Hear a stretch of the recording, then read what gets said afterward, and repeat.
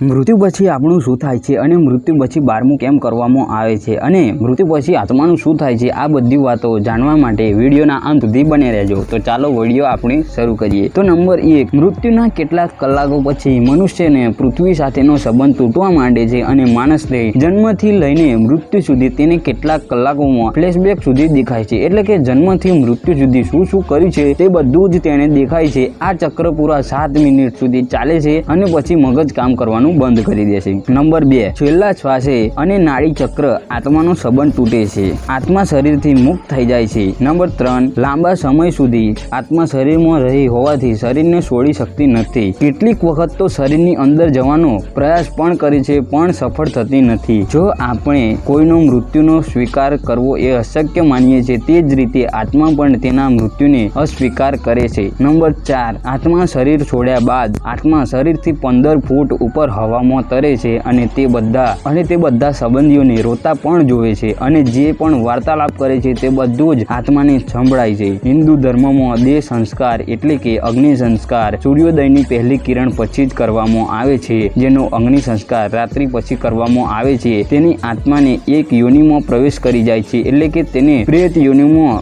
ભટકતી રહી જાય છે, તેની આત્મા એટલે કે ભૂત યોનિમાં ભટકતી રહી જાય છે। નંબર 5, મૃત્યુ પછી તેના દેહને 1 મિનિટ સુધી પણ એકલો છોડવામાં આવતો નથી। જો તેના દેહને આખી રાત ઘરમાં રાખવામાં આવે તો તેના સંબંધીઓ તેની ચાકરી કરે છે અથવા તો ઘરના તેની ચાકરી કરે છે। એની પાછળ એક એવી કહાની છે કે એક વખત એક ગામમાં દેહને પરિવારે એકલો મૂકી દીધો હતો, જેના પછી પ્રેતો એટલે કે ભૂતોએ તેને દેહ ઉપર કબજો કરી એટલે કે શરીર ઉપર કબજો કરી લીધો અને ભૂતોએ આખા ગામને સળગાવી નાખ્યું। આ ગામમાં હનુમાનજીનું મંદિર હતું અને તે મંદિર સુધી જ્યારે તેનો દેહ પહોંચ્યો ત્યારે ભૂતોએ દેહને છોડીને ભૂત ભાગી ગયા। ત્યારથી કોઈ પણ માણસ દેહને એકલા મૂકવાની ભૂલ કરતા નથી। નંબર 6, મૃત્યુ પછી આત્માને ઘણી બધી યોનિઓ ભોગવવી પડે છે, પરંતુ પહેલા યમદૂત આવીને માનવના પ્રાણને તેઓ હરણ કરે છે। જીવતા જીવ જે માણસે જેવા વ્યવહાર કર્યા હોય છે તેવા જ વ્યવહારો તેને મર્યા પછી પણ થતા જ હોય છે। જો મરનારને સારા કર્મ કર્યા હોય તો તેને પીડા થતી નથી અને મૃત્યુ તેઓ સામાન્ય રીતે તેના પ્રાણ હરી લેશે યમદૂત, અને જો કોઈ વ્યક્તિ પાપી છે તો તેને રાક્ષસોથી ઘણી બધી પીડાઓ સહેવી પડે છે। નંબર 7, મૃત્યુ પછી આત્માને વેતરણી નદી પાર કરવી પડે છે અને તે નદીમાં અગ્નિ હોય છે અને તે આત્માને પીડા ભોગવવી પડે છે।